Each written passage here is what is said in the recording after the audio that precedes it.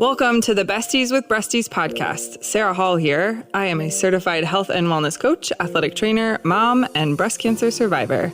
I help women overcome their own mind drama to make mind shifts that open up the possibility for their most empowered and energetic life. And I am Beth Wilmus, author, speaker, and founder of a human investment organization, otherwise known as a nonprofit, called Faith Through Fire.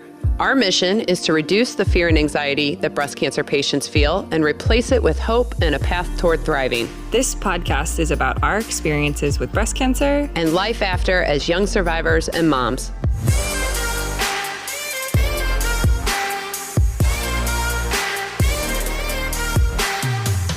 Hello. Hello. Good morning, good morning. It is so nice out, minus the snake. Dude, snakes. I don't do snakes. You do a lot of things, but snakes is not one of them.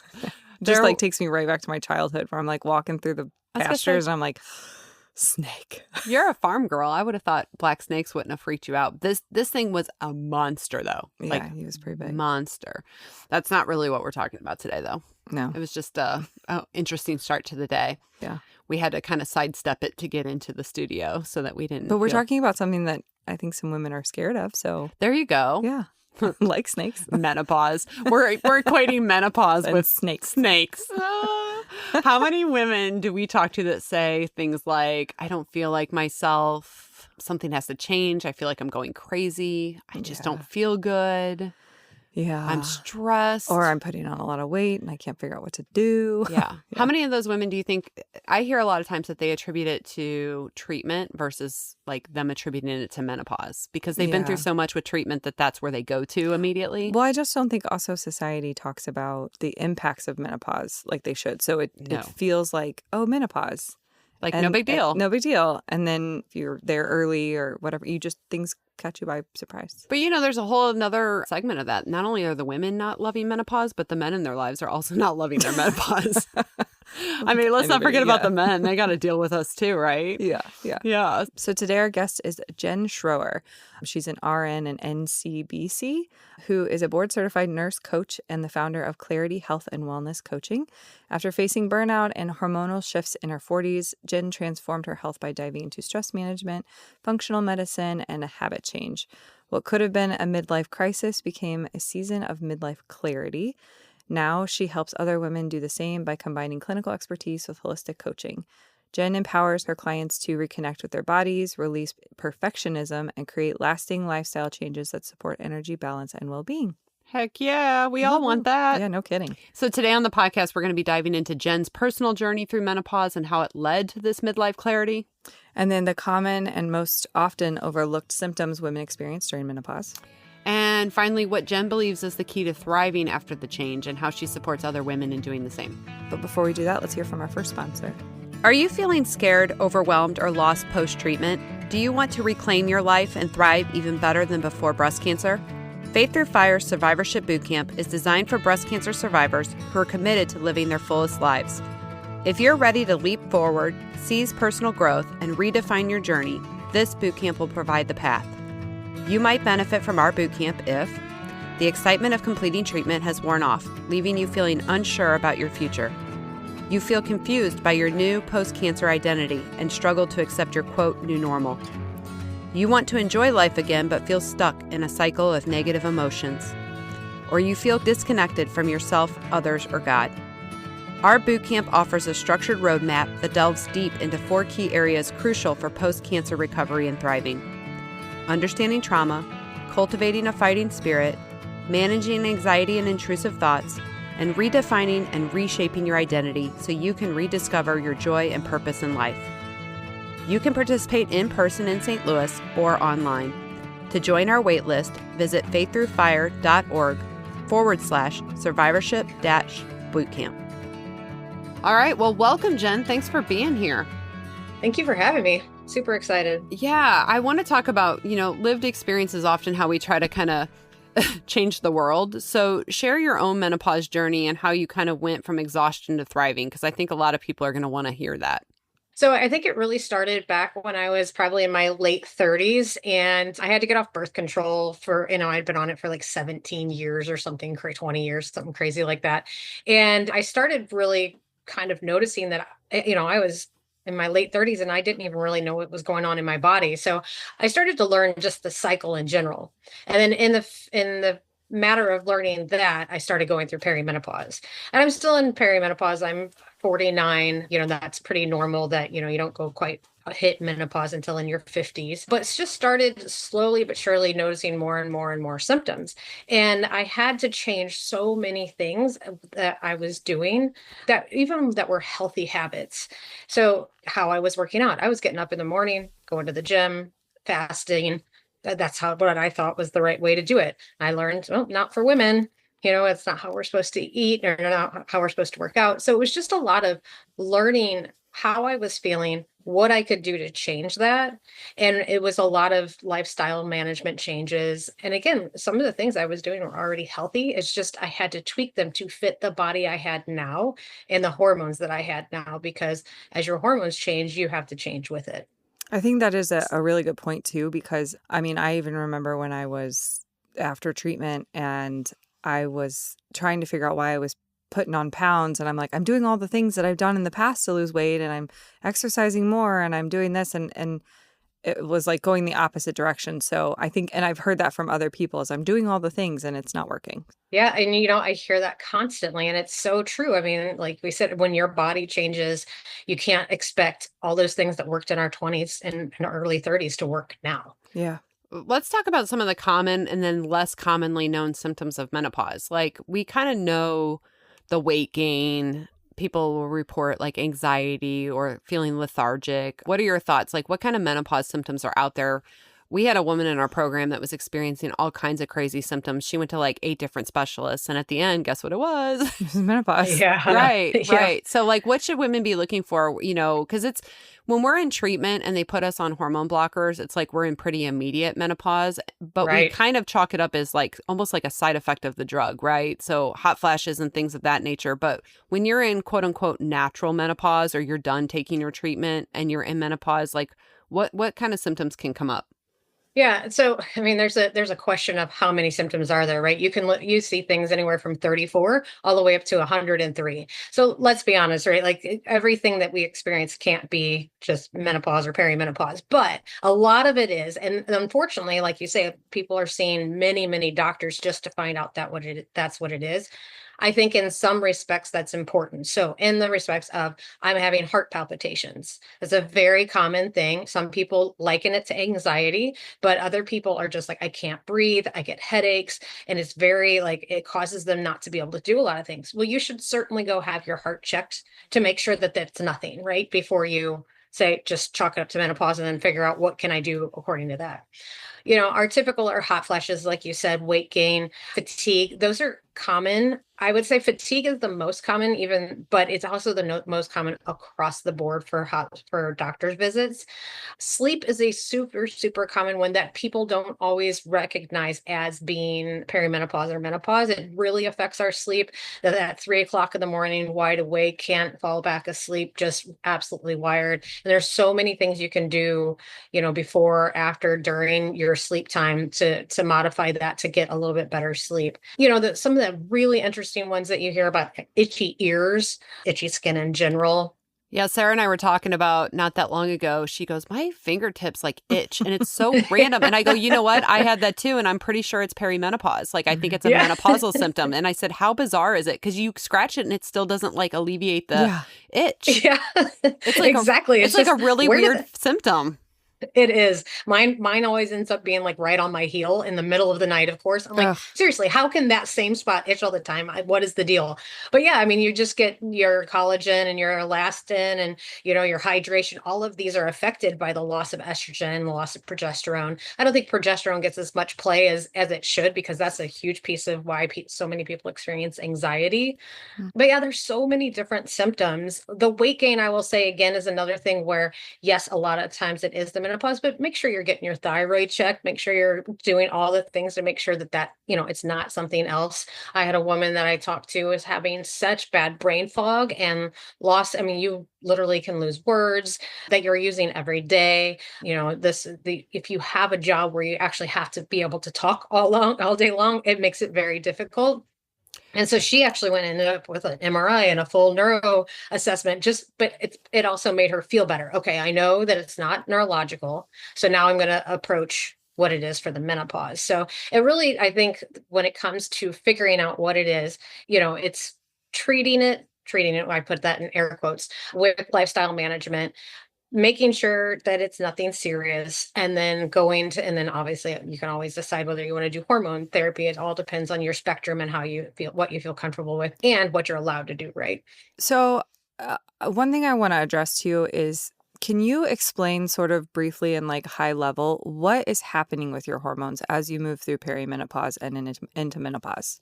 Yeah, so when it comes to your hormones, I always like to start explaining it from when you're in your 20s. I mean, even when you're in your teens and you're cycling, right? You're cycling normally. And again, air quotes around normally, because everybody has their own normal. What's happening at that time is that you are having basically from menstruation from day one to day whatever it is, 28, 26, you have this nice little like bell curve flow of hormones. Your estrogen starts to come up, it goes to a peak around ovulation, it starts to come back down, and then it kind of flatlines when you go to menstruate again. Same thing with progesterone, just a little bit different of that bell curve. It's not a perfect bell curve. It goes up and down, and you have that progesterone peak over in your luteal phase, or your last probably week to week and a half before your period, and then it comes down if you don't get pregnant. So what's happening throughout that is that you're having this nice balance of the two hormones, right? They're balancing each other out. So yes, you still have ups and downs, but they flow in this cycle. So they're pretty predictable. If you track your cycle, you can kind of tell, you can feel it as those hormones are changing. If you're really good and in tune with your body and tracking those types of things.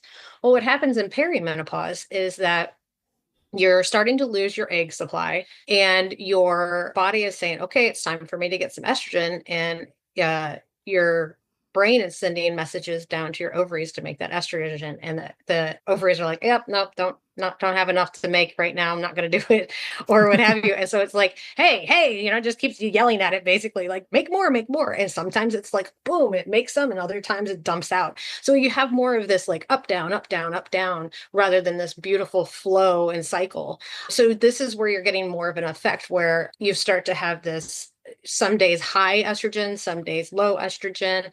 Sometimes it flows perfectly fine. You have a totally normal cycle. And then your estrogen, I mean, sorry, your progesterone, as it's dropping, it kind of drops a little bit earlier than estrogen. Actually, it's just not quite as big of an effect that you feel. And so what happens is, over the course of anywhere between, I'd say average, you're talking 8 to 10 years. Some people go 15, some people go 5 to 6. Then you have what you could almost call a flat line. You have a little bit of estrogen left, you have a little tiny bit of progesterone, but it's basically just coast after menopause. So after your 365 days of no period, that's your day of menopause. And we can talk about, even if you don't have periods, what have you, but just the 80-20 rule there of that 365, that's your menopausal day. After that, you're postmenopause. And then what happens there is you just kind of stay at this flat line for good. Your body starts to get used to it. Your testosterone actually does end up peaking back up around 65-ish. And your body just kind of gets used to having the lower hormones. It takes a couple of years, and then you kind of just your body gets used to it, So essentially. when you say it gets used to it, do you get Mhm. your brain capacity back? Like, does the brain fog lift? Does the anxiety subside? Like, once everything calms down, do you get some relief from those symptoms, or is it like you just learn to live with those symptoms? Yeah, I think that some people do see relief, right? Where they feel completely better. Some people say they still have hot flashes the rest of their life, but they're not as bad. Usually you see a tick up of your brain function, starts to function a little bit better. The fog starts to lift. You actually get some of that resiliency back, which is really tough when you're losing that during perimenopause, and you're like, in your 40s and dealing with kids that are leaving and parents that are sick and all this, and you have no resiliency. So that starts to come back. Your happiness actually comes back. They call it a U curve, where your happiness kind of flows from, your 20s and 30s, you're great. 40s and 50s, a little bit down, and then you come back up. So Yeah, a lot of things I do think come that's an back. interesting point because we're always talking at Faith Through Fire about the emotional aspects, the mental health of Hmm. women. And I think menopause, that's the thing. People just aren't feeling happy. Hmm. And we do Yes. tend to see that in the 40s and the 50s, which, for a long time is like, oh, you're in the prime of your life. I'm like, no, the prime of my life was my 30s. Yeah. Like that's when Right. And then it'll ignorance. come back around Yeah. around Yeah. mid late And 50s. you're absolutely right. Like all those other stressors, right? You're in menopause. I still have a 15, a 12, and a 10-year-old at home. So it's not like they're 20 going off to college. It's like Mhm. I'm trying to parent them with Right. perimenopausal symptoms. It's like Yeah. we have parents that are starting to decline. You're exactly right. And so I think people think, what's wrong with me? Because not only am I Mm, now experiencing all these symptoms that are affecting my quality of life, Mhm. but then on top of it, I'm not handling it well. I don't feel Mhm. happy. I feel depressed. I feel like life is kind of flat. And I think that there's some comfort in knowing that this is a natural biological process and Mhm. that it will eventually kind of, level out. But yeah. you said it, 40s and 50s. I mean, that's 20 Yeah. years. Mhm. Are we Exactly. destined for Yeah, 20 years of grief? how long do they typically say like the perimenopausal period is, like on average?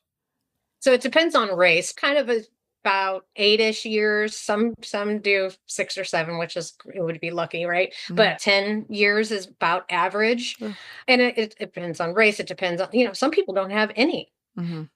so it's just everyone experiences it so different that I think it's tough to know. Plus, obviously, women haven't been studied very well, and they didn't know that that was perimenopause. So I don't know that we have a lot of a good enough data to really give a good, like, I think we have some data, but not enough. And I think we're going to be getting so much more now that people are starting to recognize that, oh, these are perimenopausal symptoms. These are the things that I might be experiencing. So we might get a little bit better of a determination. But I mean, like I said, I was 38 when I started kind of learning about it, and I was already probably experiencing things like a frozen shoulder and hip pain and that type of stuff, and it was super super like light at that time. It's nothing that was really getting in my way, but that now, like as you get older, you might start to notice that it's okay. Now I think I might want to do hormones because it's affecting my life, so I Mhm. think it's all about how everyone measures it a little bit differently. Yeah. I was going to say, a lot of women after they get done with treatment, they never get a period again. Hmm.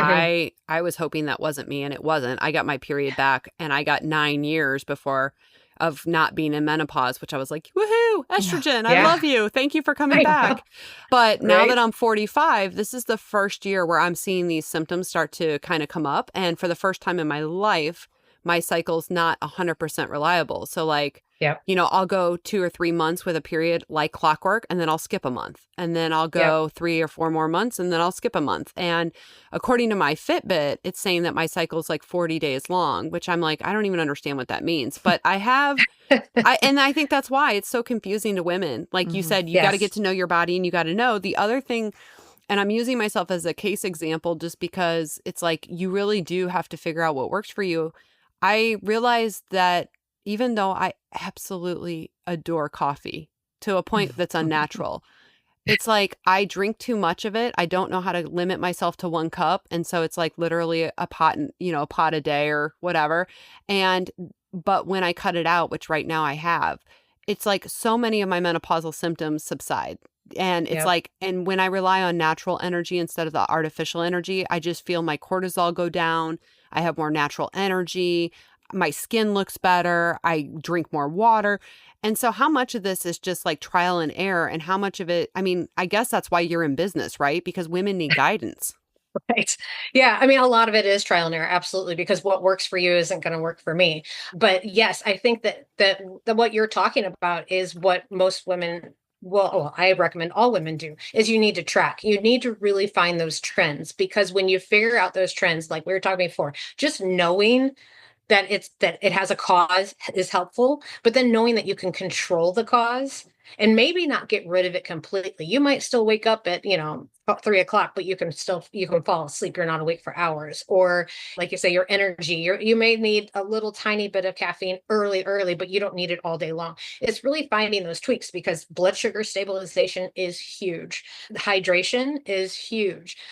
What's happening in our body is our adrenals are trying to take over as we're not making enough estrogen, and so now they're getting stressed. And when we start tacking on we're eating sugar because we don't feel good and we're like, oh, we just need comfort food, or we're drinking caffeine all day long because we're so tired. And I get that. It totally makes sense. I mean, we all deal with a lot and try to get ourselves through the day, but it's finding other things, like maybe a B12 in the afternoon will make me feel better. Maybe going for a walk at lunch or after lunch so that I don't have such a high blood sugar spike. Finding those little tweaks in your day can make a huge difference. Yeah. And I like that you said little tweaks. And I want to kind of touch on that. Like, how do we make this manageable? But before we do that, you guys want to do Boobs in the News? Let's do it. Boobs in the News is a fun segment where we read funny tweets by real people or ridiculous news stories. Boobs in the News, Boobs in the News, Boobs in the News. All right, this one is pertinent because of our snake experience this morning. Red-tailed boa rescued from Texas tree and adopted by animal control officer. There is just a special place for people who like snakes. I know. It is a special kind of person. It is. I'm not going to say they're different, but they're different. No, they are. It's like IT professionals. They're just different. They're just different. A 5-foot boa constrictor rescued from a tree limb in Texas has a new permanent home with the animal control officer who captured her. I mean, I'm just like thinking, you must really love animals to be in animal control, first of all. And then secondly, to see a 5-foot boa and be like, you're That coming needs with to come on with me. You're coming with me, buddy. It's just something about his face. Yes. This officer brought the snake back down to earth, holding it gently. He said the friendly snake, a red-tailed boa constrictor, was likely a former pet. Oh. She was worried that somebody dumped her, but they are known for getting out of their aquariums, which... bleh. Yeah. Can you imagine? Okay, see, I was thinking this is a terrible idea because this is a wild snake. I didn't know that this was likely a former pet. That changes the story. You think it's domesticated? Well, yeah. I mean, I don't know if how a snake can be domesticated, Exactly. but I would think a always been in a cage snake would act very different than a snake that was always in the wild and then you put it in a cage. Like I wouldn't want to sleep even in the same house as a snake like that. So you think from the day of birth, feels like they have revenge. maybe in like them. this is like a day of, like the day the snake was born, he was in captivity. Yeah. Okay. Yeah, I don't know. I see how he might be a little more docile.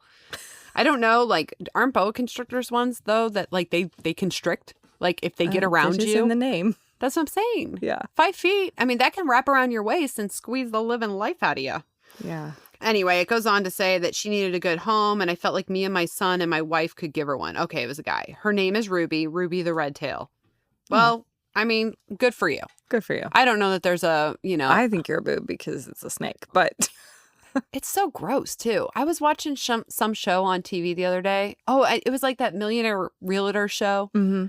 It's the silver fox. He's got the gray hair. You know which one I'm talking about? I don't know his name. I don't follow him or anything. But one of his clients gave him a snake. And so he's like, you have to feed them the mice. So he gets frozen mice. But then I don't know if this was just strictly for TV viewership, like to increase the ratings. He microwaved the mouse before giving it to the snake. And then it made the kitchen smell.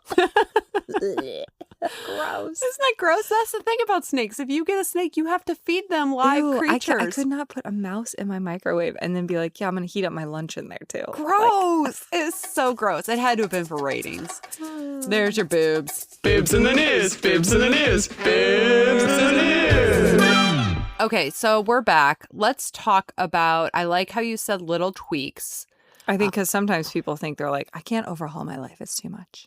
And they won't stick to it. It's not Yeah. sustainable. Like every time I try to make a huge change, I don't stick to it. And then I feel bad. And then I abandon everything. And it's like, I mean, I know I'm not alone in that. I'm not as disciplined as Sarah is.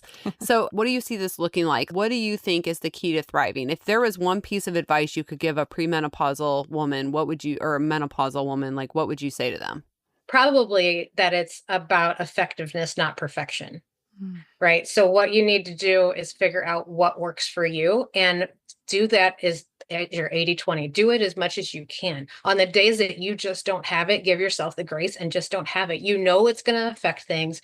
You know that maybe you're not going to feel as great because of it. But some days you just need to lay on the couch or put your feet up the wall or have, I don't know, a Starbucks, whatever, like there's some days you're just going to have to go, okay, my standard is X, no caffeine after 10 a.m. But today I don't have it. And I vitamin B is just not going to do it, or what have you. So really it's give yourself the grace, get the knowledge, start to track, figure out what works for you, and then understand that you're never going to, perfection is not in us. Like it breeds bad things. It breeds negativity in our body, which is not going to help us at all. Right. So if we can just give ourselves a little bit of a break and understand that we can't control this completely, but we can help it. Yeah. Oh, I like that. And perfection, you're right. It does almost more harm than it does good sometimes. So talk about how do you typically work with people? So, because I know that, like, even for myself, sometimes when you need something, it can feel very overwhelming and you don't know what to do first. So talk about what, like, kind of how you work with people. Yeah, sure. So I start out with just a 30-minute call and chat with the person, see what's going on, see what they're feeling, what they're experiencing, really what their goal is. And then, some of it is resourcing. If I'm not the right fit for them, I will certainly send them to the resource that they need. So if, you need an actual nutritionist because you have SIBO or, some kind of a GI issue and you can't eat XYZ and what have you. So some of it is finding the right resources through it. But typically what I find is that we're just looking for lifestyle tweaks. I sit down and do hour sessions with people. We talk through what's your daily routine so that I can listen to how they're eating, how they're exercising, what's their sleep cycle, what's their schedule throughout their day, so that we can figure out, okay, what changes can we make that are not so difficult that you can't make them, they're attainable and they fit into your day. So let's just say your hips are hurting, I've got all this just kind of joint pain. Well, if you're sitting in your chair all day long, that's not going to help any of your joints, right? So how can we get more movement in your day? Can we get a standing desk? And just looking at all the different, now obviously a standing desk is expensive, so it's not like that's the only option, but I'm just saying, like, you just look for all these different ways that we can add movement into your day to help those joints. Are you taking turmeric? Are you on collagen? It's not all about supplements, but sometimes those can help. So you just really figure out what are people willing to do, what can we fit into their life, and then see how that makes them feel. And then the next time we come around into our next session, we talk about that and we work on either something else. We talk about barriers that were keeping them from being able to do the things that they were wanting to do to feel better. And the big thing for me is to make sure that we are working on goals from an aspect of how it's going to make you feel, not how I look in the mirror, not how my pants fit, not I think that's a really self-degradation. I was going to say, I think that's a really important point to make, because I think so many women, myself included, are like, I want to get down to this weight. Mm-hmm. Yeah. I want to look like this. And it's like, lady, that ship has sailed. You know what I mean? Like, well, and it's not the most important biomarker. It's not the most important biomarker. Like, you need to be talking about being strong, feeling mentally clear, feeling good in your body, having energy. Like, if cancer shows us anything, it's like, those are the things that we need to value. And so when women just directly attribute it to like looks or weight, that's, weight is important. And we're going to talk about that on another episode. But it's like, I just feel like it's such a miss. There's so many more other important indicators. Mm-hmm. We got to let go of this idea that we're going to look like we did in our 20s or before, just because, there's some influencer that's, managed to make herself look that way. It's just not realistic. Yeah. I mean, if I wasn't on the cover of Vogue in my 20s, I certainly am not going to be on there in my 50s. There you go. I know. I remember, like, somebody just said to me once when I was complaining about it, because I've held on to about 10 pounds, like, since I've gone through treatment. These pesky 10 pounds. Mm. And some people, depending on who you are, you're like, 10 pounds, like, so what? I got to lose 30 or 40. But it's like, somebody just said to me, Beth, just shut up and age gracefully. And I thought, there's some truth to that. It's like, just freaking embrace who you are at this moment and all the wisdom that you have, and be the healthiest version of yourself, and then shut up about it. Yeah. Absolutely. Right. That's great. I want to finish up here, but before we do that, let's listen to our second sponsor. Thrivent is a proud sponsor of Faith Through Fire. Thrivent believes money is a tool and not a goal. The Gateway Financial Group with Thrivent is local to the St. Louis area and can work with you to create a financial strategy that reflects your priorities and helps you protect the things that matter to you, like family and giving back. Please call 783-4214 to schedule a free consultation with one of Thrivent's Gateway Financial Advisors. All right, we are back. Jen, can you let our listeners know sort of how they can find you? Sure. So on Instagram, it's at Clarity Wellness. And then on my website, it is claritywellnesscoach.com. I have a free discovery call on my website and on Instagram, and you can just book that right there on the website. And it's a free call for us to chat and see, whether I'm the right fit for you, whether coaching is what you're looking for, and just see what's going on. I also have a YouTube channel called Nurse Coach Duo, where I have another nurse coach that I work with, and we do just different interviews with experts on different ways of managing menopause, the issues that come up. And we just had one on how to friendship and how your relationships change. I mean, there's so much to it. We had one on hypnosis for hot flashes. And so we're just trying to get other people all the different information of how you can manage these different symptoms and understand what's going on in your body as well. Thank you so much. Thank you for being here. Yes. Yeah, thank you guys for having me. All right, until next time. See ya. Thank you for being a listener of the Besties with Breasties podcast. If this podcast had a positive impact on your journey, leave us a review or consider becoming a supporter. You can donate with the link in the show notes or at faiththroughfire.org. This episode was hosted by Sarah Hall and Beth Wilmus, audio and production edits by Innovative Frequencies.